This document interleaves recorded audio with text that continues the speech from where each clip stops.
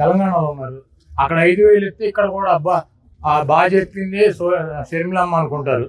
కాబట్టి పక్కన తెలంగాణలో 5,000 ఇస్తున్నారా 3,000 ఇస్తున్నారా? 3,000 అక్కడ ఇస్తున్నారు. కర్ణాటకలో ఎంత ఇస్తున్నారు? 2,000 ఇస్తున్నారు. ఆంధ్రప్రదేశ్లో గెలవకు ఒక సీట్ కూడా రాక డిపాజిట్లు రానటువంటి డిస్పోజల్ కాంగ్రెస్ పార్టీ 5,000 ఇస్తుందంటే జనం ఇర్రి పప్పలా? ముందు తెలంగాణలో ఇప్పించమండి 5,000, ఈ పక్కన కర్ణాటకలో ఇప్పించమండి 5,000. సిద్ధం సభకు 600 కోట్లు ఖర్చు పెట్టామంటే షర్మిల గారు ఏమన్నా అకౌంటెంటా? కాదు, వైఎస్ఆర్ కాంగ్రెస్ పార్టీకి ఆవిడ అకౌంట్లు రాస్తుందా? పాదయాత్ర చేసాడు, దానికి ఎన్ని కోట్లు ఖర్చు పెట్టారంటే దేశం అంతా కలిపి.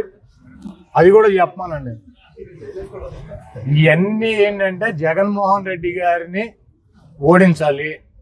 జగన్మోహన్ రెడ్డి గారి మీద బీజేపీ, జాతీయ పార్టీ కాంగ్రెస్ రెండు, ఇక్కడ లోకల్గా ఉన్న party Telugu Desam, Janasena, CPI, CPM, వీళ్ళందరూ దృక్పథం, వీళ్ళందరూ ఆశయం ఏంటి?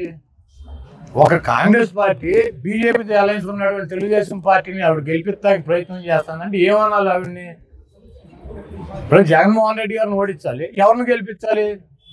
షర్మిల గారు ఏం చెబుతారు? ఎవరిని గెలిపించమంటారు? చంద్రబాబు నాయుడు గారినా బీజేపీని గెలిపించమని చెబుతారా? బీజేపీ ఎంపీలను 6 ఎంపీలను వాళ్ళు పోటీ చేసిన 6 ఎంపీల్లో ఓటేసి బీజేపీని గెలిపించమని షర్మిల గారు ప్రచారం చేస్తారా? ఇప్పుడు ఆవిడ వచ్చి ఏముంటది, మణిపూర్లో క్రైస్తవులను ఊచకోత కోసారు, జగన్మోహన్ రెడ్డి మాట్లాడలేదంటాడు. ఎక్కడ మణిపూర్, ఎక్కడ ఆంధ్రప్రదేశ్? మణిపూర్లో క్రైస్తవుల మీద ఊచకోత కోస్తే ఎవరు మాట్లాడాల్సింది? ఎవరు? జగన్మోహన్ రెడ్డి గారు ఈ రాష్ట్ర ఆంధ్రప్రదేశ్ ముఖ్యమంత్రి. ఈవిడ వెళ్ళిందా మణిపూర్? ఈవిడ వెళ్ళిందా? తెలంగాణనే నాది, తెలంగాణనే నేను, తెలంగాణలోనే అన్ని అని తెలంగాణ తిరిగింది. ఆ రోజు మణిపూర్ గురించి ఎందుకు మాట్లాడాల?